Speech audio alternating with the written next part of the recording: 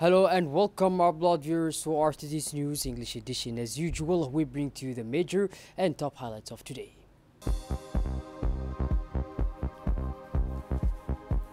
The Djibouti delegation in Seychelles for the 13th CJSOI Games.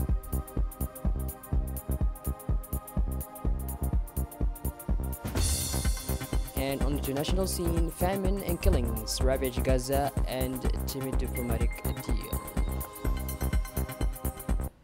Those were the major and top highlights. Welcome back to our newsroom, our blood viewers. On the morning of July 30, 2025, the Minister of Environment and Sustainable Development, Mr. Mohamed Abdelkader Musa Halim, signed a memorandum of understanding with the resident representative of UND program as part of the implementation of a new project focused on climate action planning and budgeting.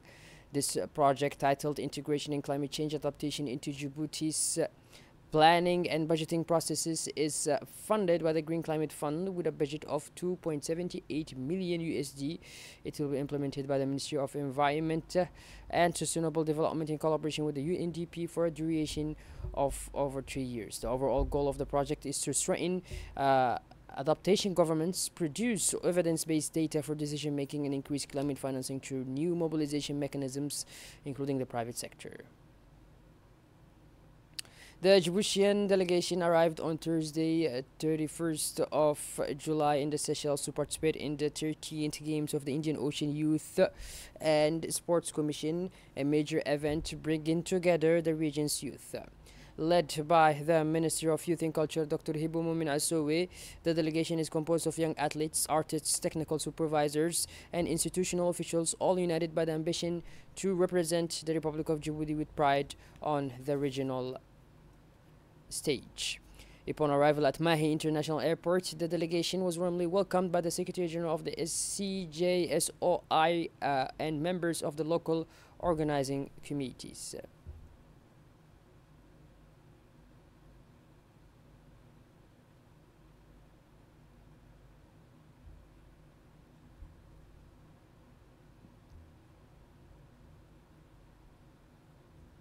The Minister, Dr. Hibu Asui, praised the organization of the Games and also expressed her confidence in our youth's ability to rise to the challenge. The Honorable Safia Ilmi Jibril, first Vice President of the National Assembly of Djibouti and Honorary Vice President of the Pan-African Parliament, presided with dedication and conviction over the plenary session dedicated to the International Day of the African Woman, under the theme Women Drivers of Economic Justice and Innovation in Africa. The day featured workshops, roundtables, and animated discussions gathered parliamentarians, NGOs, experts, and technical partners. Drawing on her experience and constant commitment to women's success, Honorable Safia Elmis skillfully led the discussion, highlighting the central role of African women in the economic and social transformation of the continent. On the sidelines of the 6th World Conference of Speakers of Parliament, the Inter-Parliamentary Union, in partnership with Ecomundo, organized an information and experience sharing session on Thursday, 31st of July. Ecomundo is an international center that promotes gender equality, especially from a male perspective. Its mission includes advocating for parental rights, particularly roles of fathers who are often sidelined or ignored in the parenting process. The Djiboutian parliamentary delegation participated in the meeting. Honorable Umar Ahmed Waes took the opportunity to present Djibouti's example, where a 2020 law grants mothers a 6-month maternity leave, primarily aimed at promoting exclusive breastfeeding during the early months of newborn's life and ultimately reducing neonatal mortality. The exchange and debates highlighted the need for parliaments to consider establishing a dedicated caucus on parenting to uphold family rights and protection as part of its fights to combat human trafficking in the Horn of Africa.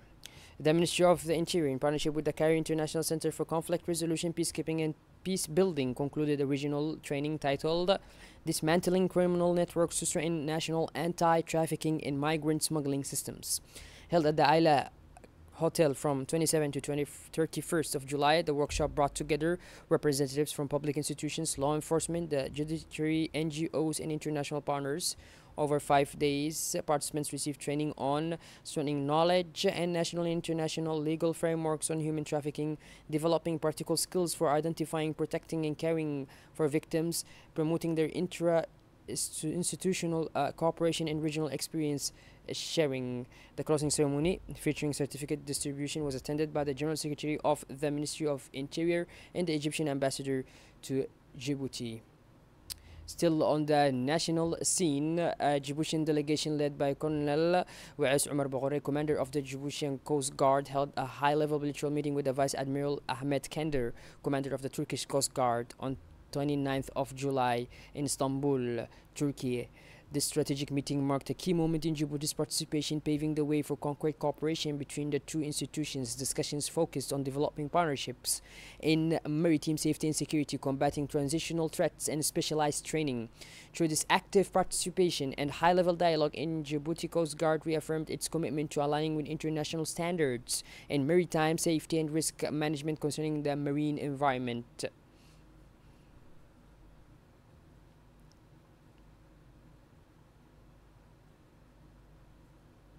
The 23rd board meeting of Ethio-Djibouti Railway was held on Wednesday, 30th of July in Addis Ababa, chaired by the Ethiopian Minister of Mines in his capacity as board chair.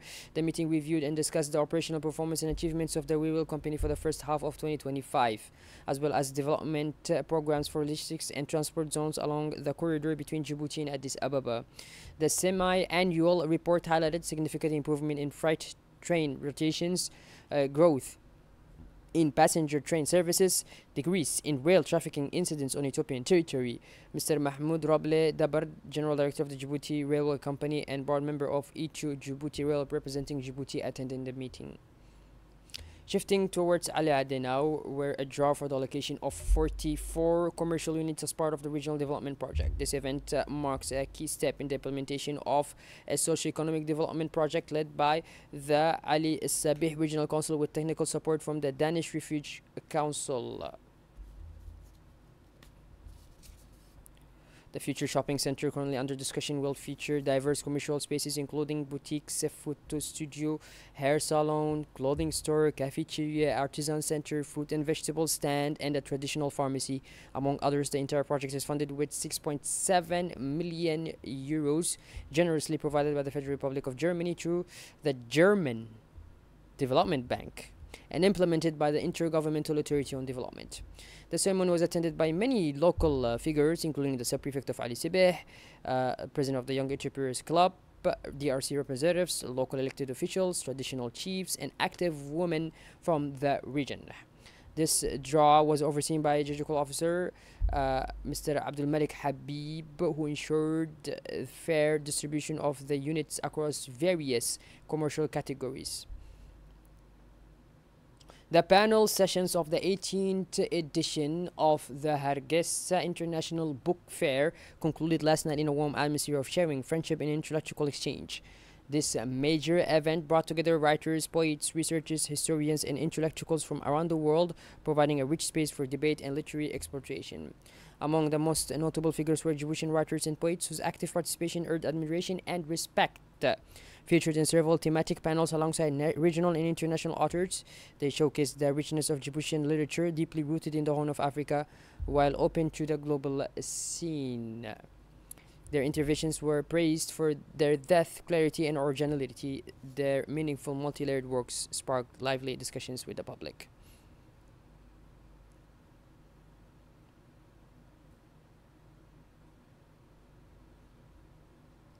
Through lively debates, public readings, and book presentations, they created a genuine connections with a large audience attending the panels. The outstanding participation of Djiboutian writers confirmed their role as a spokespeople for a dynamic, bold, and outward-looking culture, proudly embodying the literary soul of Djibouti and strengthening its presence on the regional intellectual stage.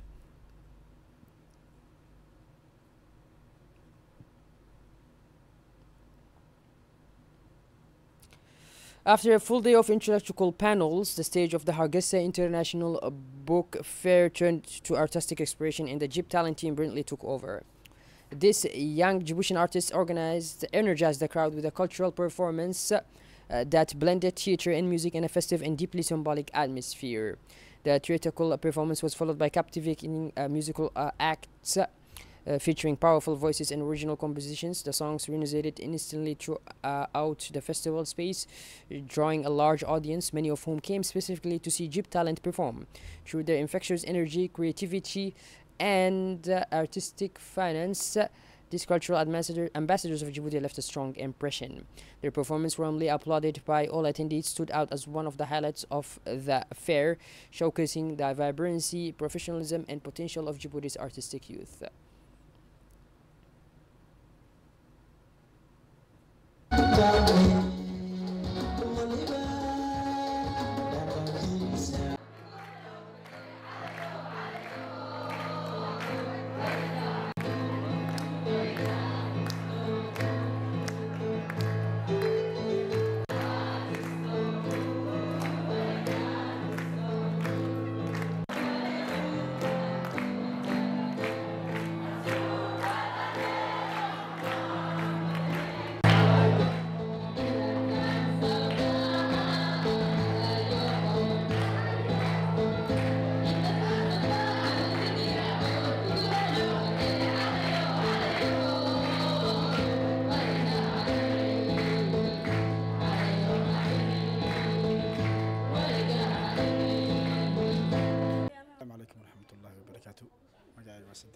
Kenya hosts first Pan-African Conference on Artificial Intelligence. This event aims to affirm Kenya's strategic position in global AI discussions, with over 1,500 business leaders, policymakers, researchers, and innovators attending from across Africa and the world.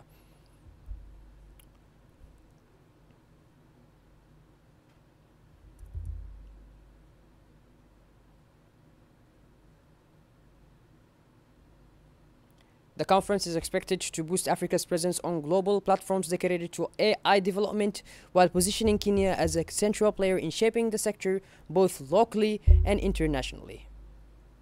And from Kenya to Gaza now, we're on day 665 of the war of extermination against Gaza. Israeli attacks on the enclave's residents continue, particularly targeting those seeking humanitarian aid.